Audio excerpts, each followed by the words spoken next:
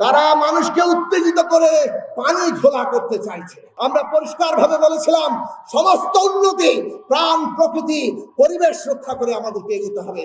তার জন্য এই সরকার উদ্যোগ দিচ্ছে সারা দেশের পানি ব্যবস্থাপনা, খাল, নদী, আমাদের নদীর পানির ন্যায্য হিস্সা আমরা আদায় করার লক্ষ্যেই সমস্ত নীতি গ্রহণ করার জন্য আমরা সচেষ্ট আছি। বন্ধুরা আমার, সমস্ত প্রতিষ্ঠান ধ্বংস করে দেওয়া হয়েছিল। রাজনৈতিক সংস্কারের সাথে সাথে আর্থিক প্রতিষ্ঠান, সামাজিক প্রতিষ্ঠান সবকিছু আবার প্রাতিষ্ঠানিকভাবে গড়ে তোলার জন্য আমরা চেষ্টা করছি। একই সাথে সমাজে বিভেদ বিভাজন তৈরি করে ওই জাতিবাদী ফ্যাসিস্টরা আজকে আমরা দেখেছি কিভাবে মানুষকে বিভক্ত করেছে। সমাজ সংস্কৃতিকে ঐক্যের জায়গায় দাঁড় করাতে হবে, সরকার সেই উদ্যোগ গ্রহণ করছে। এই লড়াই, এই উদ্যোগ যতক্ষণ চলবে জনসংহতি আন্দোলন তার সাথে আছে।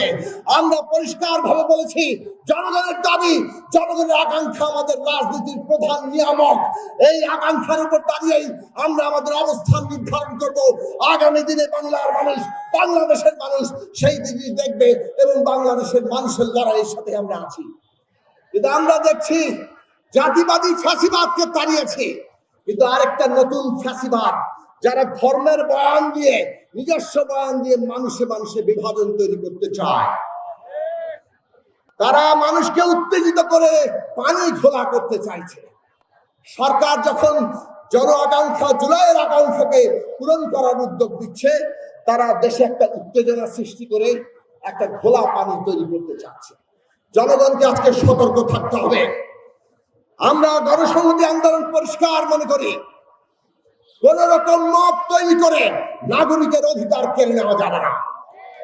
আমরা গণসংহতি আন্দোলন লড়াই করেছি, রাজনৈতিক প্রতিপক্ষের উপরে হামলা করা যাবে না। আমরা গণসংহতি আন্দোলন পরিষ্কার লড়াই করেছি, দেশের সকল নাগরিকের মর্যাদা লড়াই করতে হবে। ধর্মের নামে, লিঙ্গীয় পরিচয়ের নামে কিংবা অন্য কোনো পরিচয়ের নামে কারো অধিকার হরণ করা যাবে না। আজকে বাংলাদেশে একটা মব তৈরি করে নতুন ফ্যাসিবাদী তৎপরতার জন্য বিরোধী দলের যে পরোক্ষ উস্কানি, আজকে জনগণকে এটা সতর্ক থাকতে হবে। জুলাই রাষ্ট্র এবং জাতীয় পুনর্গঠনের যে কর্তব্য আমাদের সামনে হাজির করেছে, এই কাজ সুইচ টিপে রাতারাতি করা যায় না। কাজেই এই কাজ করার সময় দিতে হবে। সেই সময়ে যারা পানি ঘোলা করতে চায় তাদের ব্যাপারে সতর্ক থাকতে হবে। আর তার জন্য গণসংহতি আন্দোলন তার সমস্ত শক্তিকে সংহত করে জনগণকে আরো ঐক্যবদ্ধ করার কর্তব্য আমার হাতে নিতে হবে। আশা করি গণসংহতি আন্দোলনের প্রত্যেকটি নেতা কর্মী বাংলাদেশের মানুষের বর্তমানে যে আকাঙ্ক্ষা, জাতীয় পুনর্গঠনের আকাঙ্ক্ষা, তাকে ধারণ করে জনগণের মধ্যে ঐক্য সৃষ্টির লড়াই অব্যাহত রাখবে।